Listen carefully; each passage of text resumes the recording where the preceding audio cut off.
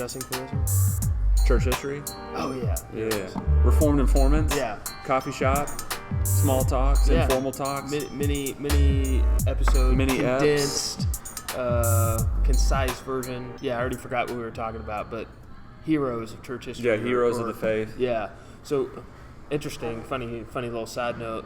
When you and I first attempted to record one of these, and the computer died out on us, and so we had to turn around and do a little smaller version of this. Yeah, we were almost at 30 minutes on that one, and it was probably too long. Yeah, we were going for we just got excited. A mini episode, and then we got so excited hyped and kept going. So for that reason, for what we have experienced previously, and knowing that we get excited and talk a lot longer than we need to, let's say one person from church history, and let me kind of preface that by saying this is not somebody we're worshiping. It's not somebody that we're, elevating, putting on a pedestal. These are just men or women who have come before us, who we have learned from, continue to learn from, encouraged by. I think we talked before Hebrews 11, right? Kind of like this hall of faith. Like, hey, these are men of whom the world was not worthy, who have set that example. Who comes to mind for you? 5 minutes or less, one guy, first guy from church history that you want to highlight. Yeah, I think one of the first guys that I was introduced to, and I was introduced to him by, of course, Tom Pennington and also Steve Lawson. I remember coming across a YouTube sermon by Steve Lawson, and it was about Jonathan Edwards. And the emphasis and focus of that sermon was on how Jonathan Edwards valued time and how he used time so well. Like, apparently the guy was just super efficient, right? Super efficient. So yeah, he wasn't scrolling through Twitter, wasting his time on social media. I wonder what he would have said about social media. Gosh, interesting. I think he would have been so irritated in a course. Holy way. Right, yeah. Yeah, so his effective use of time. But when Edwards was 18, 19 years old, he came up with, and you know this, he came up with what was called the 70 resolutions, and basically he put together resolutions to be resolved or be disciplined in these areas of his life for the glory of God. But two of them that have always stuck with me, and I can't remember the number of the 70, but one of them was never lose a moment of time, or never lose a second of time. In other words, every second that you live has been given to you and granted to you by God. Never lose that moment. Yeah, such a good word, man. Yeah, never lose that.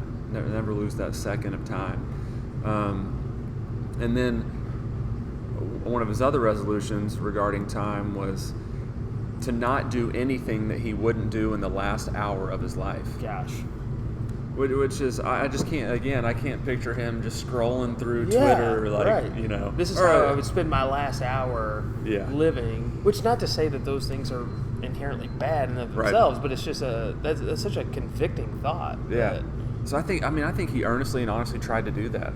Yeah. Everything that he did and everything that he disciplined himself to do as far as activities throughout the day it had to have the utmost importance and had to be ultimately for the glory of God. Yeah. So real quick, I've got to get on that level. Yeah. So to one degree. That's what I was going to ask you, real quick. How has he impacted you in your spiritual life? Has that been the biggest impact for you? Is Yeah, I think so. At least helping me be mindful of not wasting time. Now, it's not saying that sitting on the couch and relaxing is wasting of time. Right. I think that's to some degree necessary for rest, right? But just being effective, using time in ministry for God. So that's good. Okay, what do you got? Well, who's yours today? For today, the first guy I think of, and I don't know that I would have said this, even a couple of years ago, but just the more I've studied, the more I've come to really value the life and work of Martin Luther. Now that sounds kind of like, oh yeah, Martin Luther, like number one go-to, right? Yeah. But the reason why, so like I studied Luther, 500th anniversary of the Reformation, right? When he nailed the 95 Theses. Did a little bit. I did some. Did you take a class on it? Yeah, I took a PhD seminar. Read biographies on him. read a lot of his writing, and man, a couple of things stand out about Luther. One, his conviction and commitment to the gospel. You and I are sitting here today discussing the inner workings of the gospel, largely, I believe, because of the work that God did through Martin Luther. Yeah. I mean, he helped recover the gospel. The gospel had been taken captive by the Catholic Church. It had been completely mangled and marred and hidden, and he, through the grace of God and for the glory of God, he helped uncover that again for the church.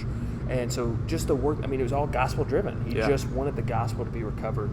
And man, that gospel, I'm just, every single day, it just drives me. And so I'm just reminded and I'm thankful of him. And then the other thing that I think of with Luther is just his passion and his zeal.